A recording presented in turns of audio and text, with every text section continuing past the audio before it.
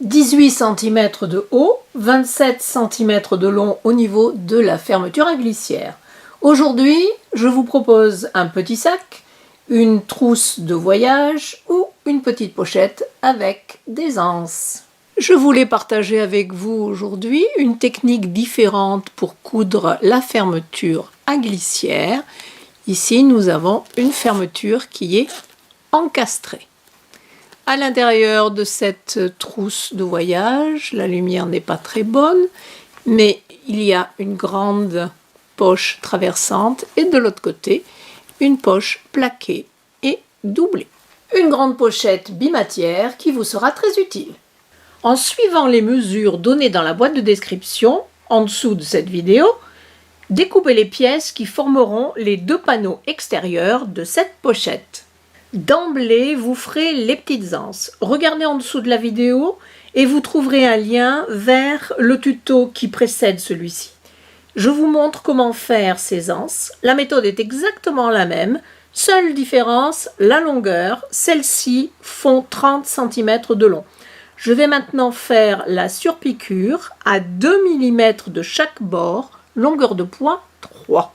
Vous pourrez placer les anses un petit peu plus facilement avec un tapis de découpe, mais si vous n'en avez pas de souci, à cœur vaillant, rien d'impossible. Mesurez 4 cm à partir d'un bord extérieur. Placez une extrémité, un bord de l'extrémité de l'anse au même niveau que le bord du panneau.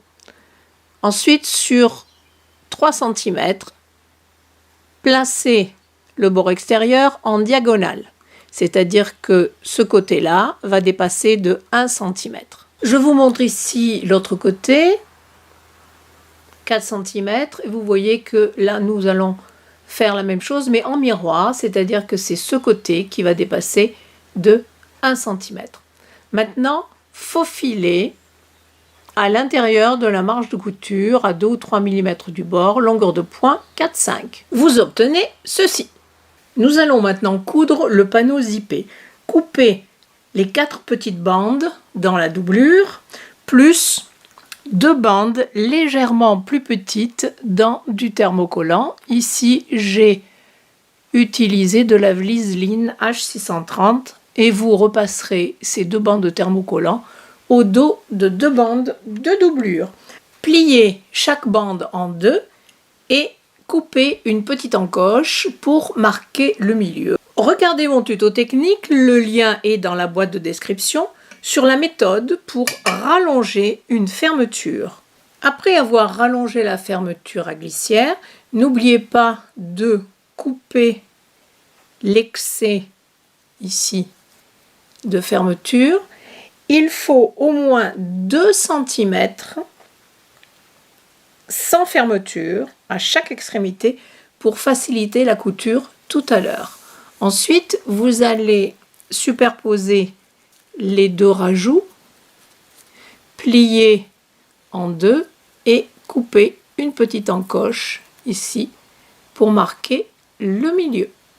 De chaque côté, évidemment. Si vous vous posez des questions sur la manière de coudre une fermeture à glissière, regardez mon tuto technique, le lien est dans la boîte de description en dessous de la vidéo. Donc prenez, ici nous avons un côté avec le thermocollant. L'endroit est vers vous, placez l'endroit de la fermeture sur l'endroit du premier petit panneau. On aligne l'encoche, les encoches et les bords.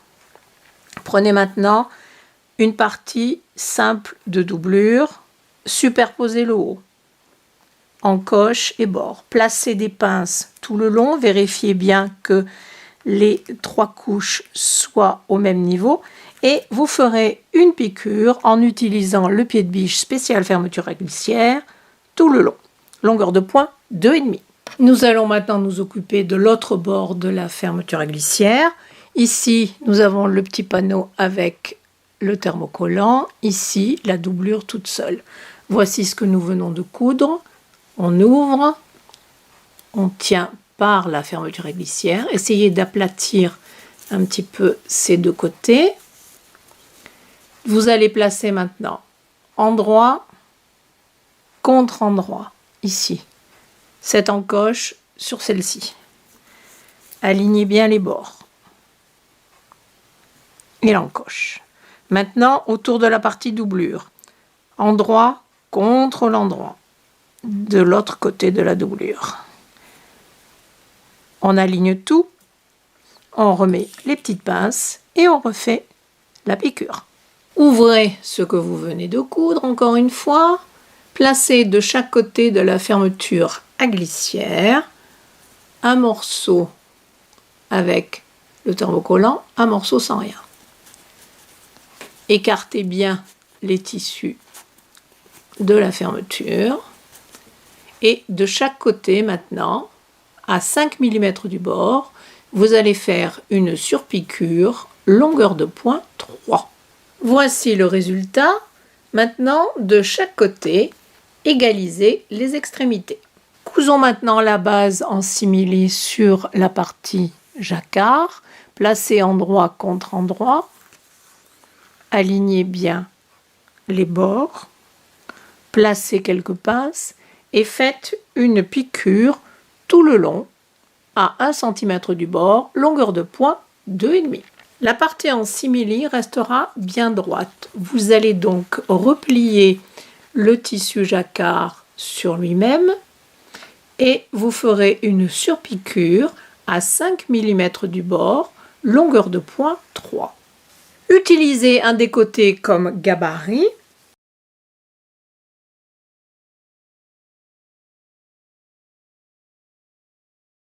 Et découpez 2 morceaux de doublure sur lesquels vous allez pouvoir coudre des poches si vous en avez envie. Pour la poche traversante, une partie en tissu extérieur, une partie en doublure, mettez endroit contre endroit.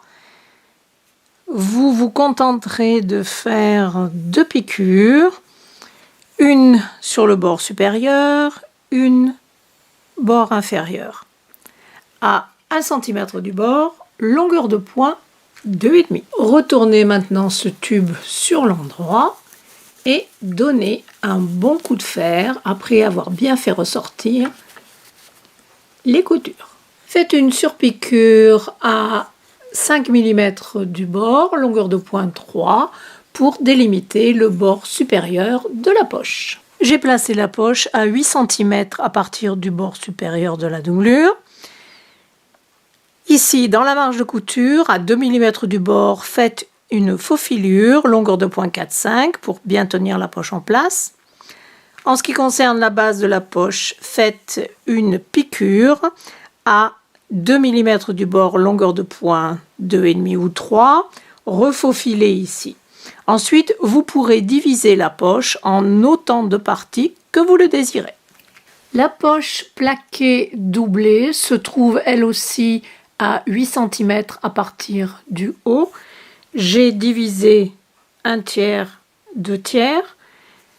Je vous encourage à regarder mon tuto technique sur la manière de faire cette poche plaquée doublée. Le lien sera dans la boîte de description en dessous de la vidéo.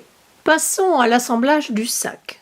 La fermeture à glissière du panneau zippé est ouverte sur les, en gros, 3/4 de sa longueur. Placez simplement la partie où il y a ici le molleton, endroit contre endroit. Alignez bien les 2 bords supérieurs, placez quelques pinces et faites une piqûre à 1 cm tout le long, longueur de point 2,5. Voici le côté endroit du dos de la pochette. Et ce que nous venons de coudre. Ouvrez. Prenez simplement la première partie, ici, là où vous avez le thermocollant. Tournez, placez endroit contre endroit et superposez ce bord avec le bord du dos de la pochette. Alignez bien, placez quelques pinces et refaites la piqûre à 1 cm du bord. Autour maintenant de la doublure, voici donc l'envers de votre pochette. Placez la partie sans rien du tout, endroit contre endroit. Alignez les bords. Ici, placez quelques épingles ou quelques pinces. Faites la couture tout le long. Et une fois que vous aurez fait ce côté, vous ferez évidemment l'autre côté avec l'autre partie de la doublure. La fermeture à glissière est ici. Placez d'un côté les deux parties de la doublure, endroit contre endroit, et de l'autre côté les deux parties du tissu extérieur. Faites bien coïncider. Vous voyez ici, j'ai mis une épingle pour bien aligner les coutures entre le simili-cuir et le jacquard. Vous devez aussi bien aligner les coutures en haut entre le jacquard et la petite partie en doublure. Faites la même chose de l'autre côté. Placez des épingles ou des pinces un petit peu partout. Sauf dans la doublure où vous allez laisser une ouverture à peu près de 15 à 16 cm. Faites une piqûre tout autour. Évidemment, vous ne coudrez pas les coins, mais vous faites une piqûre sur tous les longs côtés à 1 cm du bord, longueur de point 2,5. Nous allons maintenant nous occuper des coins. Ouvrez-les, aplatissez en écartant de chaque côté. Vous devez faire correspondre les deux coutures précisément. Je vous montre ce que j'ai fait de l'autre côté. Plantez une épingle de chaque côté pour être bien en face. En ce qui concerne les parties en simili-cuir, vous allez faire la même chose. Ouvrez et surtout placez bien une pince pour maintenir. Ici, ce sera l'extérieur du sac. Il faut que les deux coutures se rejoignent d'une manière assez précise pour avoir une belle finition. Pour éviter que la doublure ne se promène au fond du sac, je couds toujours un coin du tissu extérieur avec son coin équivalent dans la couture. C'est pas compliqué. Vous avez mis la pince ici, vous remontez la couture et voilà le coin équivalent. Donc, superposez ces deux coins.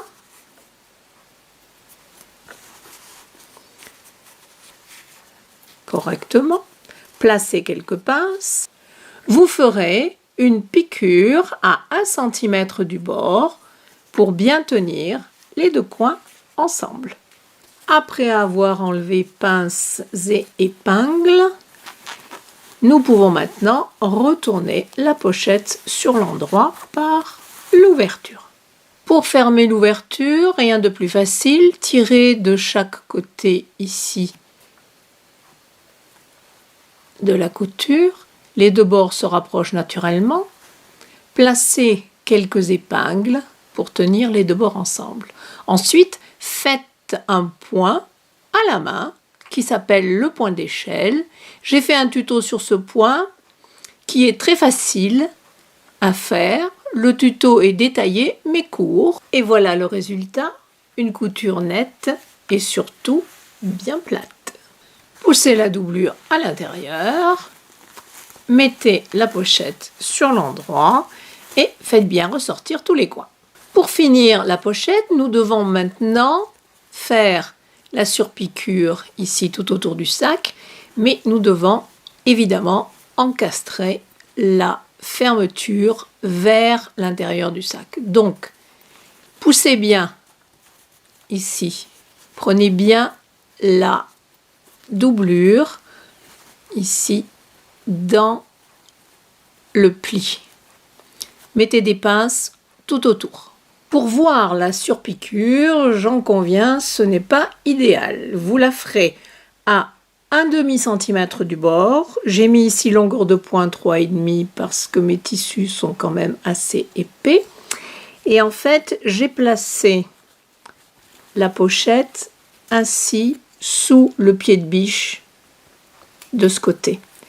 Vous ouvrez bien la fermeture à glissière au maximum et vous allez tout doucement à 1/2 cm faire tout le tour de la pochette. Cette petite trousse de toilette, pochette de voyage, comme vous l'entendez, avec sa fermeture à glissière encastrée, est maintenant terminée. J'espère que ce modèle et cette vidéo vous auront plu et je vous dis à bientôt. Au revoir.